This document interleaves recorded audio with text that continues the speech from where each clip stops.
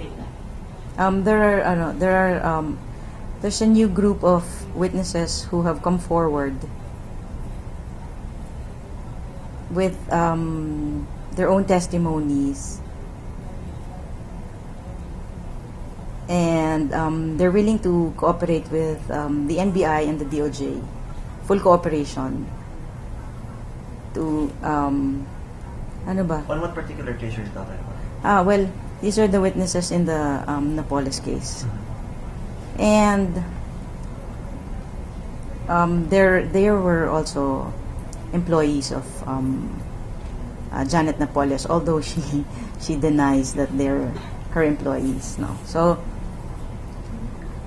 but we were hoping that the others would also come forward because it's in their best interest. So I'm actually appealing to the others who are of two minds, whether or not to stay loyal to Ms. Napoles, because this is the DOJ is preparing a case for plunder, as we all know. That's what they intend, and we all know it's a non-bailable offense. So it's best if they just came forward and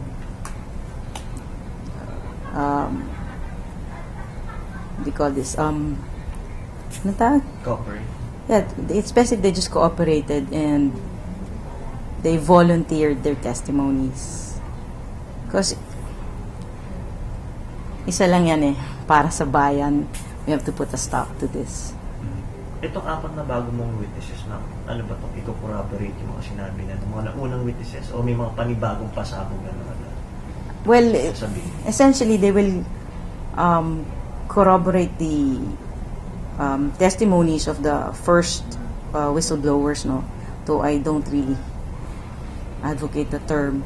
Pero apart from corroborating, they have also additional evidence because their testimonies are based on personal knowledge. So they have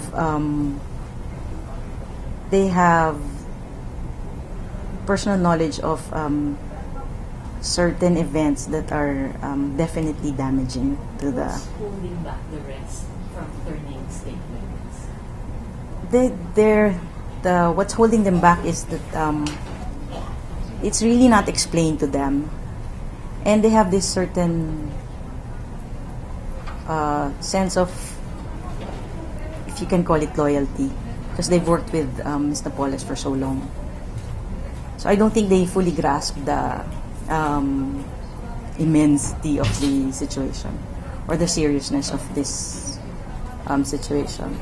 So that's all I can say for now. That yes. Attorney, after, di ba nag-surrender si Napoles, si Janet kagabi, ano ba nag-i-epekto dito doon sa mga dapat sana yung mga witnesses pa? Strangely, it gave them hope.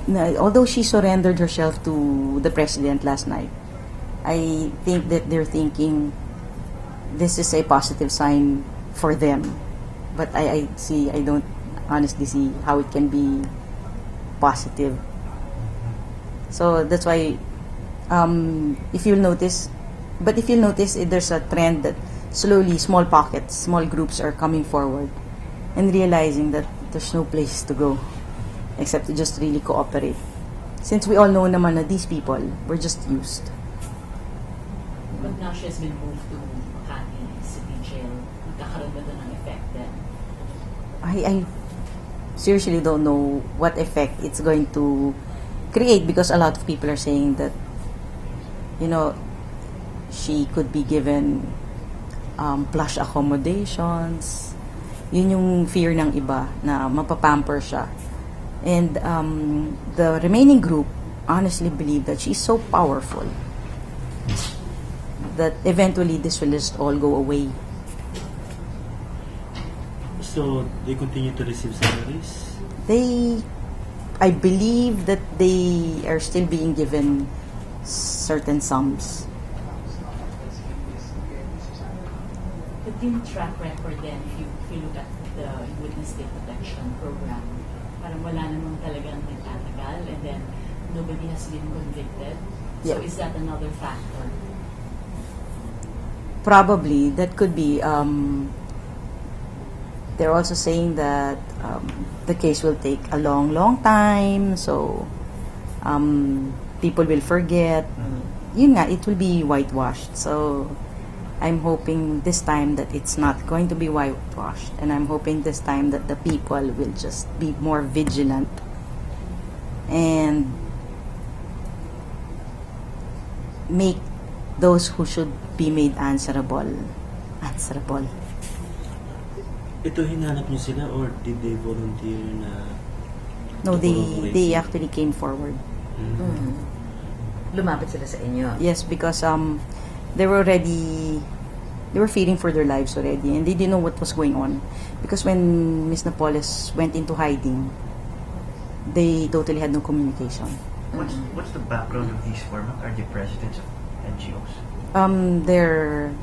Some are employees Employees of what? of the JLN.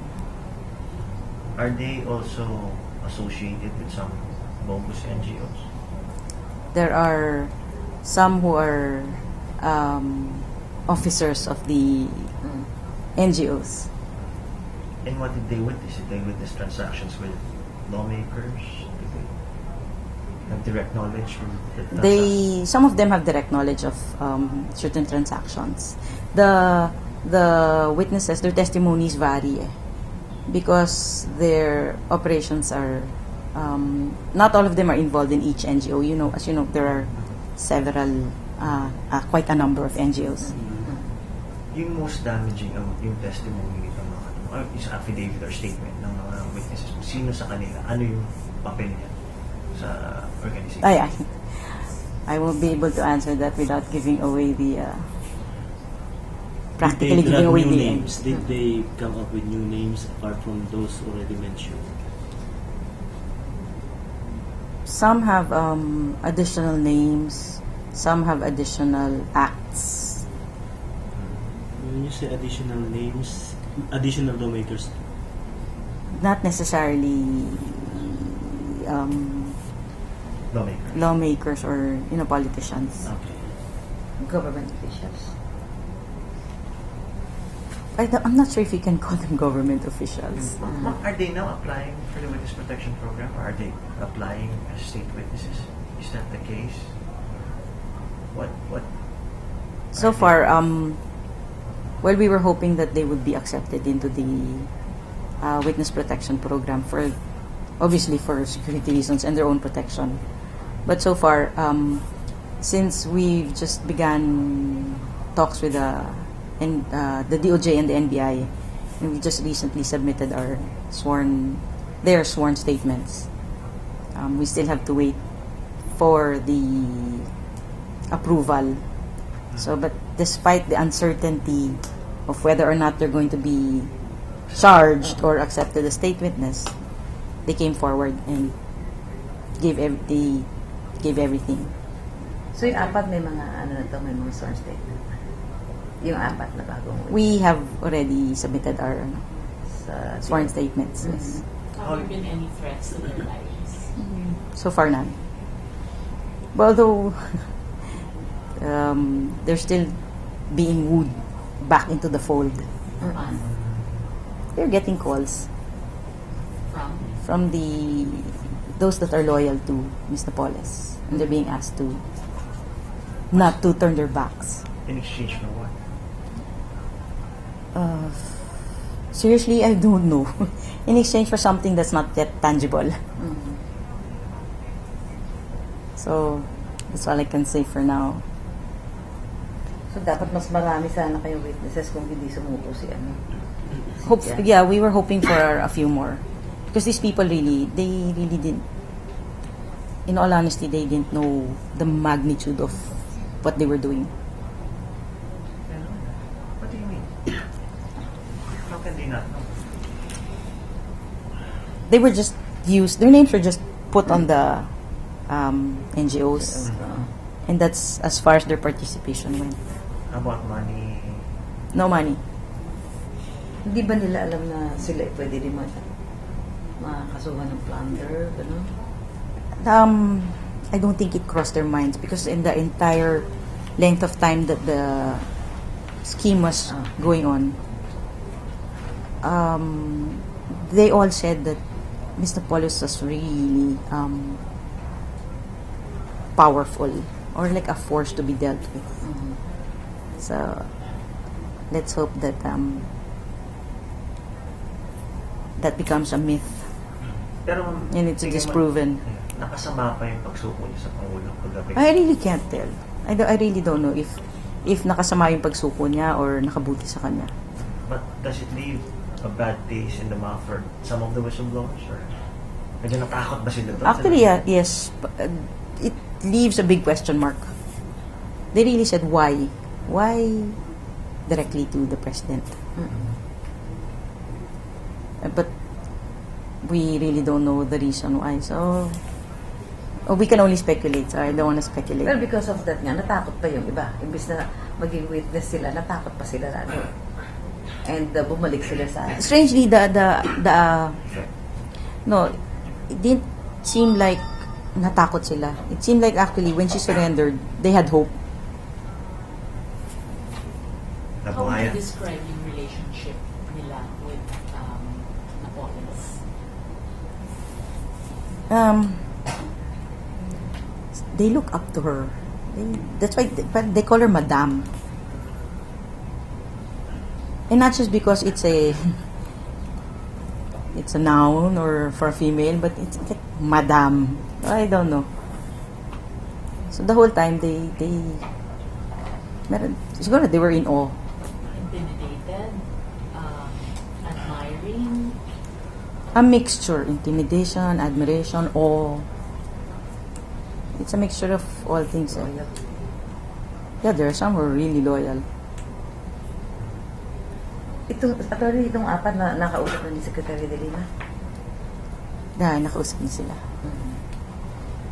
And, well, it's still a wait and see.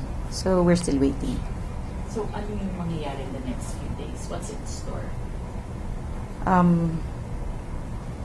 Back to normal for them, at least. I mean, they have to get on with their lives, so we still have to wait. In the meantime, will they be staying in a safe house or paano ba? Or they're just going back to their homes? In the meantime, I think I'm hoping that their persons will be secured because we really don't know the extent of this entire issue. So, So, yung mga hindi sasama supposedly, like evident testimony, will they be included among those to be charged? I should think so. I'm not sure. That's up to the NBI, no. But the extent of the involvement, since this is it appears to be a conspiracy. All those named in the NGOs, which is most of them, could be charged. So itong new witnesses are aware na if they testify against the police, they won't be included in the charge sheet. Actually, that wasn't even put on the table as of yet na if they testify. So they're taking a big gamble because hindi pa sila actually sinabihan na okay, we're not going to charge you. But the cooperation that they're showing is, well, Goodwill. yeah, it's a sign of goodwill that we don't want to hinder the investigation anymore. We just tell you everything we know. Attorney, have you heard na may mga chief of staff daw ng ilang lawmakers na gusto na rin Oh no, I haven't heard about that. Ay, hindi ba pwede ilabas yung mga? Not yet. I don't want to preempt the NBI. Let the NBI. Yeah. Yung name ng mga witnesses. Yeah. Except yung Benhar and Regina. Yeah. And the ones that they have been named. Pero may statements na, di ba? But that's not going to be made public. I don't intend to make that public. The affidavits. The affidavits are not going to be made public because that's still for the consideration of the Secretary of Justice if she can use their testimony. Kasi my appreciation of their testimony could be different from the Her appreciation. Or it could also be just a repetition of what already the first whistleblowers have said. So that then it's not as material as I parang deem it hindi to be. endanger your life sila pagka i-expose ka. Yeah, because so far nga, it's not even on the table yet. Eh. We still haven't been asked to enter into the witness protection program. So, Depende pa sa appreciation nila dun yeah, sa ano. they have to, because we just submitted it a while ago. Eh. Today. So, yeah, seen a while ago. So, it will be evaluated. You mean the 4 new affidavits? Yes.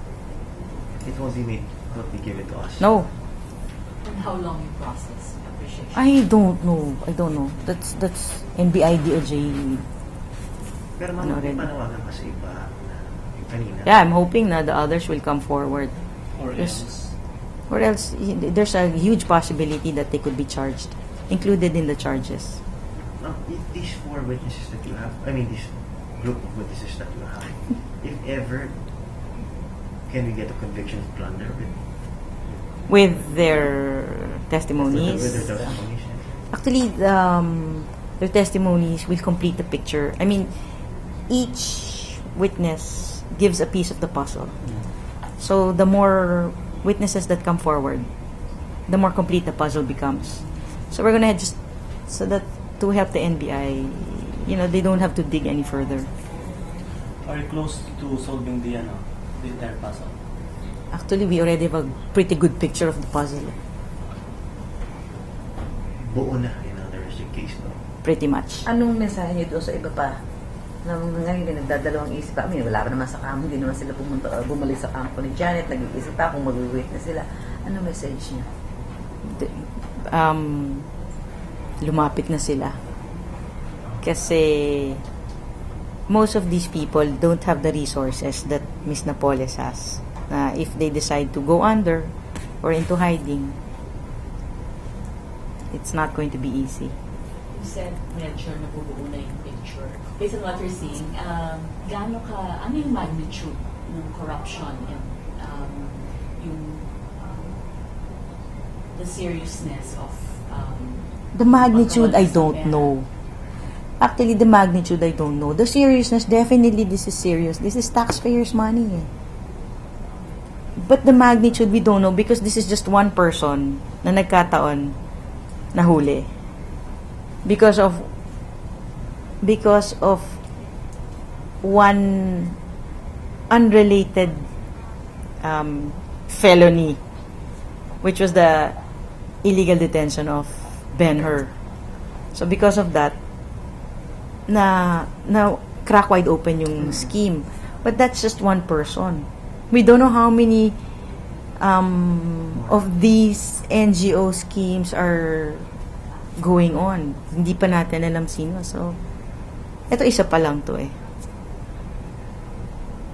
So, I'm guessing there are a lot more. We just don't know of the... Curious lang ako, attorney. Nag-undergo ba sila ng lie detector test? So far, Nire-require ba sila? wala. So far, wala. Wala. Kasi, most of their testimonies are based on personal knowledge, no? So, and then some have documents to back it up. Kasi there are instances, di ba, in the past na nagre-recant yung witnesses. They retract their statements. Yes. For some reason, di ba? So, I was thinking now with too many witnesses, the possibility of 1 or 2 or 3 Backing witnesses out. backing out is there. Di ba? That's a possibility. Pero slowly the number is increasing eh. Yes, and the numbers of the chances of is also increases, right? Of Some- them back of of the witnesses being infiltrated by no, but false witnesses. but with this number already and with already the testimonies that they brought forward, even if 1 or 2 backtrack, I don't think it's going to be easy or how do you say this? It will be that damaging to the case of the DOJ. You're saying na parang with these witnesses, meron ng strong case. With these witnesses, there's already a strong case. Of what? Well, Strong case against Janet and others. a strong case against Janet and perhaps a few of the politicians. For plunder. Well, plunder, you need 50 million. It's a series. So, I still have not seen the figures actually. I have not seen the amounts, but definitely it's in the tens of millions, certain transactions. So, hindi ko pa siya talaga alam. Kasi, hiwa-hiwala yung mga witnesses eh. Like, the group that I have is different from another group of NGOs kasi there are about 20 of those NGOs. Ilang witnesses na hawak mo? 4 naman? Or more? Secret dapat yun eh. You have 4. You have 4. I have You have 4. 4, so new. I have 4 new. So, all in all, kasama na yung mga nauna. How many we have? How many? I don't know. Alam ko 9, di ba? 9. Initially there was 9 and then May mga last activities night there din. was another one, a 10th. A So, 10th. Dahil 9 lang yata mo. Yung pang 10th yata mo atras. You see? Okay. Parang, hindi tanong na siya ata. No, I have no idea. Basta, all I know is that there's 9. Yeah. Dito sa 4 witnesses, COA report, cover 207 to 209, yung kanilang testimonies covered what year? Before that pa. Okay. So, Of the way back. operations? Yeah. Yes. So, Yeah, when it 2004. practically started. Mga gaano ba silang katagal kay Janet? Varying degrees yung length of time nila. Yung pinakama... Because yung iba, nahila lang. Ah. Nahila ng nahila. Like, kamag-anak nito, kapitbahay nito, kakilala nito. Although yung iba, patay na sa directory yun ang nilalagay nila. So, saya nga eh. Sa nare-recall mo, ano yung recent na deliver yung money to one politician? Last year or 2011? I'm not at liberty right now to disclose that. Just, a glimpse nung period. Is it 6 months ago? No. I'm not sure about the other witnesses eh. Kasi, di ba, remember there's one that was supposed to have been the one to actually deliver. So the last delivery came... But that was the guy last Driver. night. Yeah. Na who backed out. Yeah. Ito yung nag-deliver kayo na. What year? Month? We should establish it. Yung year or month. Yes, kasi nag-isa rin president. I would think those are already included in the testimony of the first few witnesses. They were employees of Miss Janet up to last night? Were they still hanggang kagabi pagpapasama sila ng JLN or matagal na Or, rin sila? oo, They stopped eh. I would think they Stop. stopped Working. Sabi when mo, she tuloy- went into hiding. Tumigil na rin sila. Well, nobody was holding office anymore. Pero tuloy ba sweldo? Hindi. Ano stop? Because nobody was I don't think na tuloy because that's the problem with the rest of those witnesses who backed out. Ang consideration nila was they had no source of income. And when she surfaced, the promise of continuous biyaya was there. So they were employees of Janet up to March? Up to, I guess, up to the day she disappeared. I have no idea. Because Yung apat. most of them were employees up to Yung the apat na hawak nyo ngayon. Yung apat na witnesses na nagbigay ng statement. there were some who were employees and there are some Some of them are employees and some of them are merely names used in the persons used to head the NGOs. Okay. Teka ma'am, yung pumutong ng issue, may order ba si Janet to destroy? I don't Hindi mo na nakita. Evidence. know. I am Sa mga witnesses mo na, nung pumutok yung issue. may order ba? Was there an order from the Janet to destroy some of the documents that could implicate people?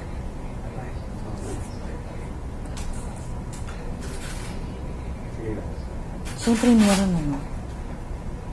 Kasi, Huwag mo na itanong sa akin yan. Obviously meron. Sirined nila pero lahat. hindi nila sinulog or otherwise, wala silang dokumento.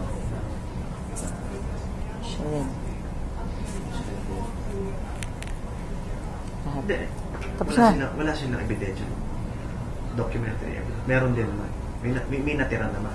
They have some. May na-save. May na- They have some.